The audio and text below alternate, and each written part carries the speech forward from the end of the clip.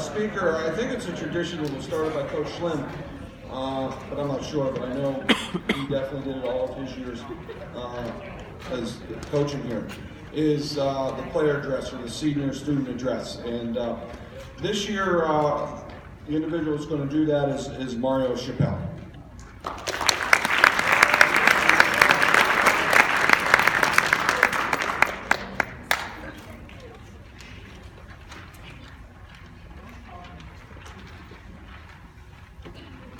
Thank you everyone for coming tonight. As Coach Philby said, my name is Mario Chappelle. When Coach Philby asked me to give the senior remarks, I thought, what can I possibly say to these guys?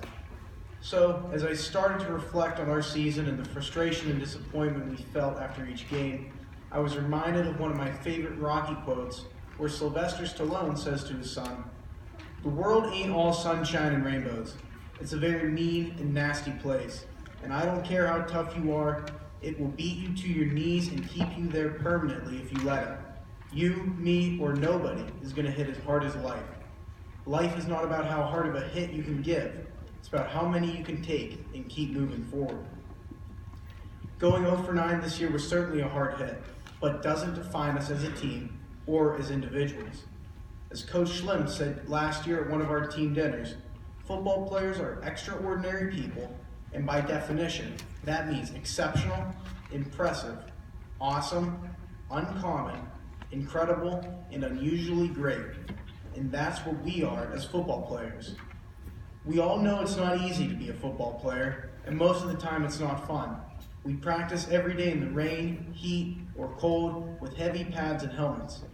We finish practice sore, sweaty, and tired. We lift weights, we run, we condition and train our bodies all year round to play the game we love on Friday nights. So maybe the scoreboard this year was forgettable, but we as football players are not. We are extraordinary, and we won't ever forget that. With that in mind, I'd like to say a few words to our extraordinary seniors.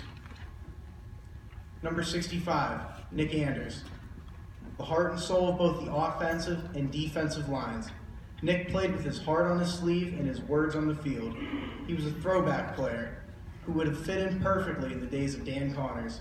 Hard-hitting, passionate, tough as nails are all words I would use to describe Nick. It was fun being on the line with you.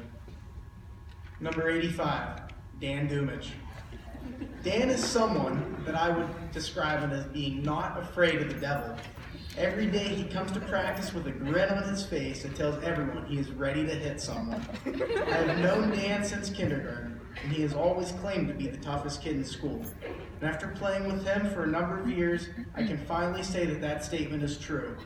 Dan could get hit by a freight train and bounce right up and dish out an equally devastating hit. It was great playing all those years with you, Dan. Number 46, Tim Whaler. Tim, one of our wide receivers, wasn't given many opportunities at the beginning of the season, but he came to every practice, worked hard, and became an integral part of our team, both on offense and defense as a cornerback. Timmy truly embodies the idea that if you work hard, good things will happen. Number 66, Sam Nicholas. He was the new guy on the team this year. I guess it took him a little bit longer than everyone else to figure out that God loves the Dutch just as much.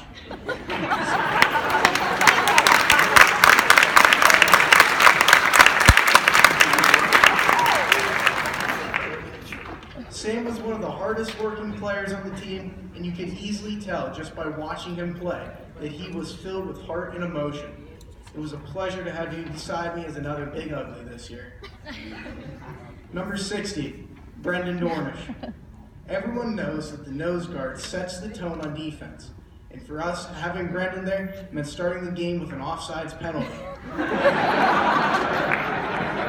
Sorry, Brendan, I couldn't resist.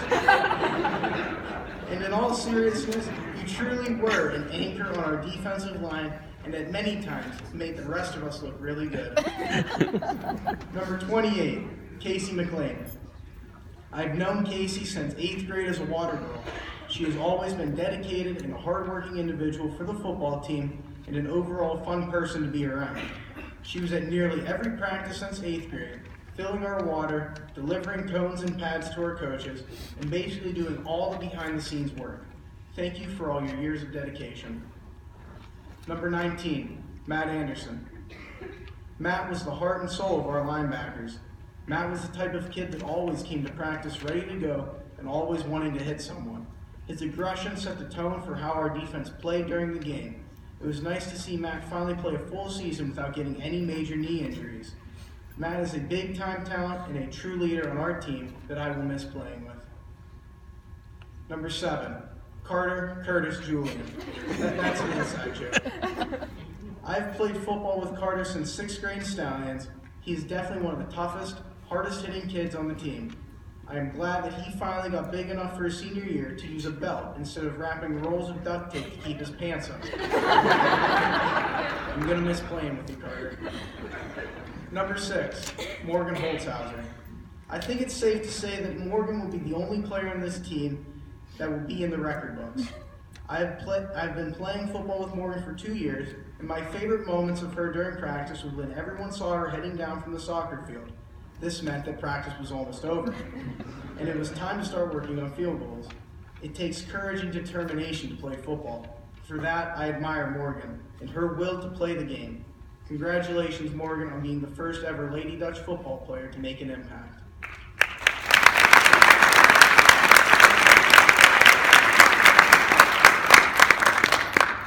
Number 24, Tim Bynum. Tim is a talented kid and one of the leading scorers on our team. When Todd or James called a play to Tim, I knew we were going to get some good yards. He was fast, agile, and tough. I have played with Tim since Stallions and learned quickly that he was a great athlete. Great job this year, Tim. Number 3, Jackson Lindenmuth. One of our double sport athletes. Most kids are busy as is playing one sport a season, but Jackson managed to play full-time in both soccer and football. He was a great addition of talent and skill to the team. I have known Jackson since Stallions, and I'm glad that you decided to finish your senior year playing a real sport. Number 4, Paige Cook. Paige, where were you this year? You definitely could have used you. I coached Paige in Powder Puff football, and let me tell you, she was a powerhouse. One of my favorite memories of Paige was towards the end of our 9th grade season, when Coach Simchek decided to have us play a game of two-hand touch football. Naturally, Paige wanted to join in, and since there was no hitting, Coach allowed her to play. It wasn't long after we started that a ball was thrown towards Austin Goodrow, who she tackled and broke his collarbone. Paige was at every practice, rain or shine, hot or cold, taking care of all of the football players. Thanks a lot, Paige. Finally, number 2, Austin Goodrow. In case you guys want to know why Austin didn't play running back this year, let me tell you a little story. My first football memory, and one that will last with me forever, was a 6th grade Stallions game against Johnsonburg. All season, we struggled to put points on the board, but that was all about to change when Austin swung a play to the outside and went 75 yards into the end zone. Everyone stood there in awe, speechless, while Austin was celebrating. Little did Austin know that he dropped the ball not as he crossed the goal line, but at the 5-yard line. And guess what? Johnsonburg recovered the fumble. This will be forever known as pulling a Goodrow. In all seriousness, he is a valuable player who loves the game and a dedicated athlete.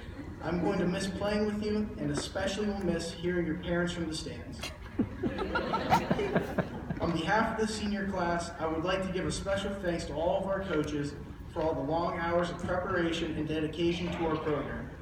Thank you, Coach DeFilippi, Coach McGonnell, Coach Coons, Coach Bullers, Coach Benjamin, Coach Hoy, Coach Allegretto, and Coach Swanson. And a special thanks to Pete McMacken and the Quarterback Club for all the special things you do throughout the season and for the banquet tonight. I'd like to end tonight by giving a special message of hope to the coaches and to the Dutch Nation fan base. Stay behind us and all the returning players, because I know they will give you all the reason to keep coming out, supporting us, and cheering us on. Thank you, and go Dutch.